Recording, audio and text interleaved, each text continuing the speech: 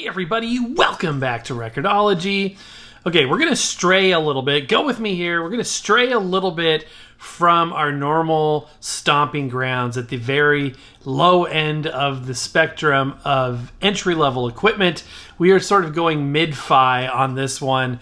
So I was contacted by this company called Meze Audio, and they are a company out of Romania that is making fantastic looking, I haven't heard them yet, beautiful headphones, quite pricey. Some of them get quite pricey, but the technology and the things that they're doing and the innovation looks really, really exciting. So we are actually staying on the entry level of their product range. However, in terms of what we normally review on this channel, it's a little bit higher end. So these are normally about $300 and right now on Amazon about $278. So I just want to calibrate a little bit where we are in the cost spectrum there.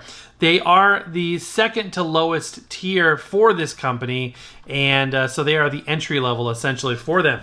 And these are them. These are the Meze Audio 99 Classics, and I know these have been making the rounds on YouTube. You know how this works. A company reaches out, contacts a bunch of creators, the ones that are interested, say, yeah, go ahead and send me a product for review. And for this one, I went in on it because I thought they would be really, really cool, something a little bit different. They are wooden and something that I've wanted to try in the world of headphones before. So I thought, this is a great opportunity to see what all the hype is about when it comes to wooden headphones. So I'm really excited. These have really, really good reviews on Amazon. It's a basic headphone in terms of technology. It doesn't have like Bluetooth. It's a wired type of deal, but they are made very, very well. There's a lot of handmade craftsmanship here. Like I said, real wood that's hand finished, things like that, for a premium quality experience designed for long listening sessions. So I really want to get this thing on my head. So in order to do that, we need to open the box. I'm also excited I forgot to say, you're not going to want to miss this.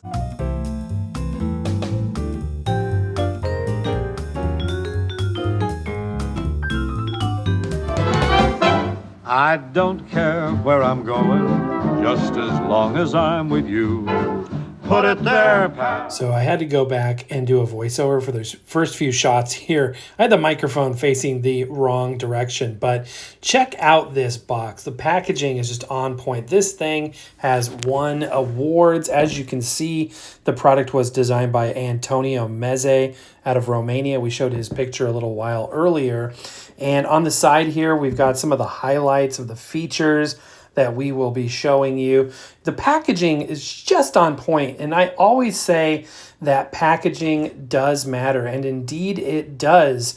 On this side here, we've got some of the specifications. The only thing that causes me a little bit of trepidation is too strong a word, but a little bit of a raised eyebrow is it has 40 millimeter drivers.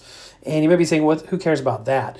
40 millimeter drivers are a little bit small for big over-the-ear headphones. Usually those types of headphones would have like 50 millimeter drivers.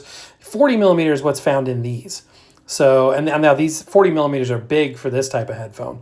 But I'm just wondering how the same size driver can sound good in both use cases. So we shall see. I do have other headphones that are over the ear that have 40 millimeter and sound fine. So it could be done. I'm sure it will be done. I think that these will be in a higher level class than those ones altogether. But anyway, I wanted to point out just the design here, the overall presentation, the magnetic closure. As we open this up, check it out. You get a foam lined box, some paperwork here. We'll look at that in a second. And a box for an actual case for the headphones. Now, as we open this up, there's a little piece of paper in here which shows you some decibel warning stuff, some maximum recommended sound level per day, some warnings and things. And before you flip this away, I want you to keep this little chart handy in the middle here because it really does show you some interesting facts about how certain decibel levels can equate to, some common household items like hair dryers, etc., etc. Okay, enough of that. Getting into this.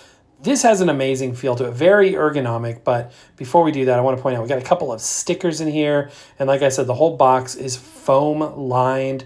It just feels like something you shouldn't throw away, and the whole idea of a box that is of that high of caliber and the whole ritual of opening a nice package is thanks to Apple. Apple really brought us that whole concept. It's no accident that when you get a new iPhone and the box is sturdy and heavy and high quality, that you don't want to throw it away.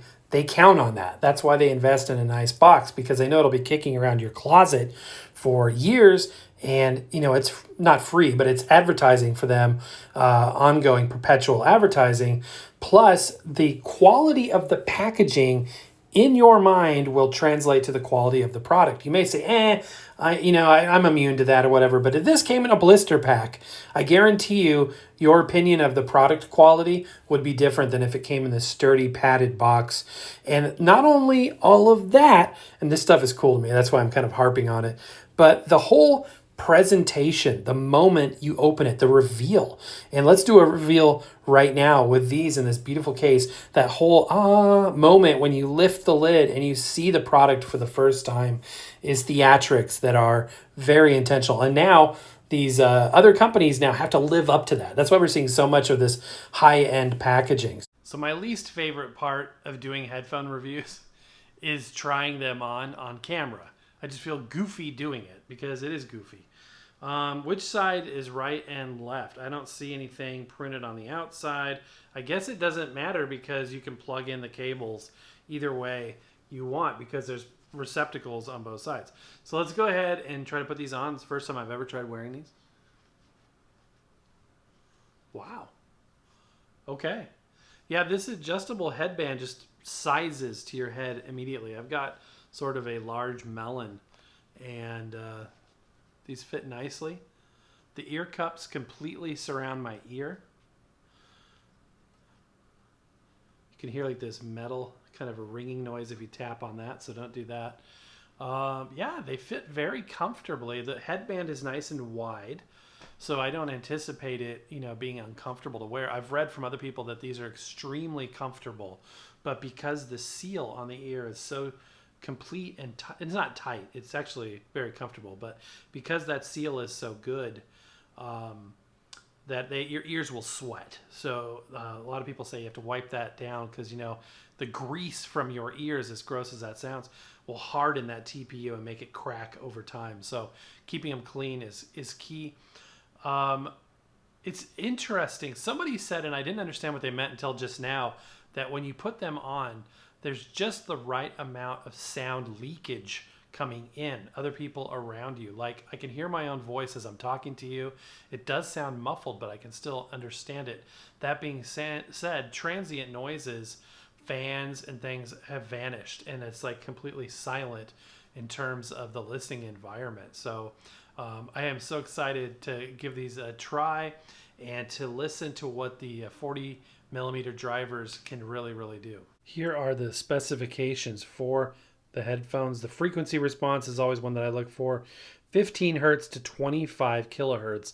That is beyond what most entry-level headphones would have. Most would be 20 to 20. So that is really exciting as well. And the driver type is a dynamic neodymium and mylar driver. So that's really cool. Now, in terms of the cables, there are two cables that I briefly mentioned before. You've got the longer one, which is, I believe, 9 feet, and the shorter one, which is around 4 feet. The shorter one is the one that's the TRRS. You'll see there's an extra band on that connector compared to the other one, which is right here. This one has 2 black bands, 3 segments, and this one has an extra band and an extra segment. That's to allow for cell phone and microphone use. So this will be a microphone and a controller for your phone. So if you have a phone that allows it to be connected in this way, it'll allow you to pause and play. And I believe that I saw that there's also transport controls on that. So yeah, it looks like if you click once, it's play, pause. 2 times skip forward, 3 times skip backwards. Obviously, you can answer calls and stuff like that. Now, I use an iPhone 15 that does not have a TRS connection in it anymore, but I've got an adapter. So I'll test it with that and see how it works. Also, in terms of power to drive these, I've heard that just regular devices, phones, etc., drive them perfectly fine. However, if you have a headphone amplifier, they do allow you to push a little bit more power, which increases the quality of the sound even more. But I want to try them like out of the box. And speaking of out of the box, the recommended burn-in time for this is 40 hours. I'm not going to have time to do that for today's video. I'll definitely update you in the future after I've had time to do that, but it's going to take me a while to spend 40 hours listening to anything.